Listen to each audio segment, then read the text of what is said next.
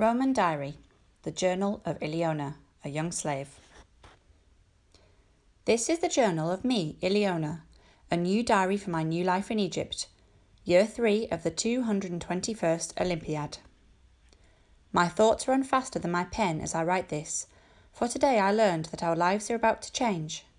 We are to sail to Egypt on a galley that leaves the day after tomorrow. We must make this sudden journey because my father has learned that a warehouse he owns in Egypt has burned to the ground. He must travel there immediately to see it rebuilt. Mother, my brother Apollo and I will all travel with him and make our home in Alexandria for 2 years at least. It is a thrilling and wonderful idea, for I have never left our Greek island before. We have a fine big house here on Mytilene, but in Egypt we will have an even bigger one. Everything else will be different too.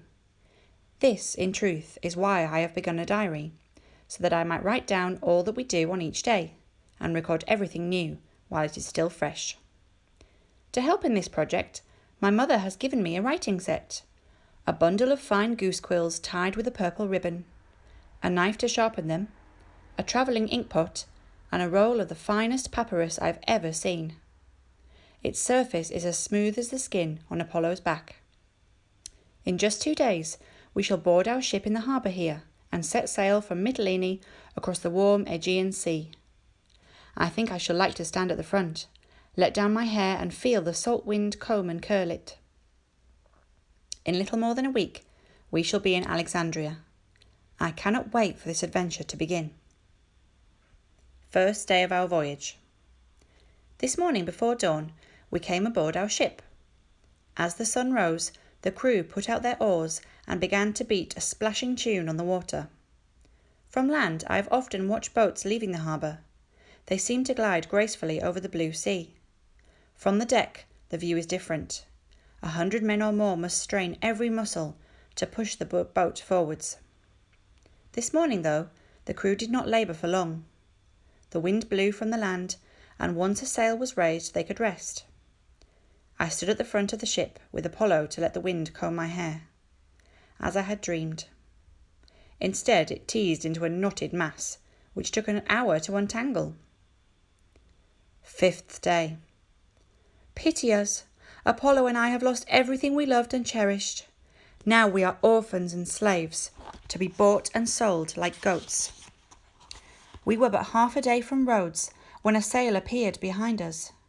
From the shape of the ship and the way it cut through the water, the crew could tell that it was a pirate craft. Our mariners rushed to their oars, but though they strained and pulled, the dark outline grew even bigger behind us. In the battle that followed, my mother drowned, and my father was run through with a pirate's sword. My tears flowed, but I could do nothing.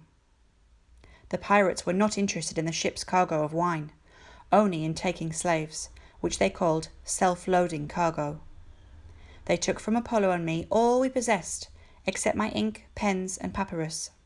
These they let me keep, because they guessed I will fetch a better price if it is obvious I know my letters. Our journey to Egypt is at an end. Now we have begun another journey, to the very centre of the world, Rome. My 3rd day in Rome. We reached this strange and enormous city 2 days ago, not directly, but by hopping like frogs, for we were bought and sold 3 times on the way. At each auction, Apollo and I clung to each other, in case we should be sold apart. But, praise be to Zeus, had not happened, and other children have joined our miserable band. At each auction our price rises, though mine more than Apollo's, for I can speak fluent Latin and read a few words, but he struggles to write even in Greek. Finally we came into the port of Ostia on a stinking barge, which I think must have carried rotten fish before us. We were herded quickly through the streets to some dark, cramped lodgings. We had food to eat, bread, oil, and olives, but we were all filthy from our long journey. Creatures moved in my hair, my clothes were like rags, and my eyes were red from crying. Today 2 women came to the room in which we were locked with the other children. They took us out and gave us water and oil to wash. Then they cleaned our hair with fine-toothed combs to remove the lice and gave us new garments to wear. I could not help but enjoy this, until one of my companions snapped, "Idiot, Can't you see that they prepare us for sail again?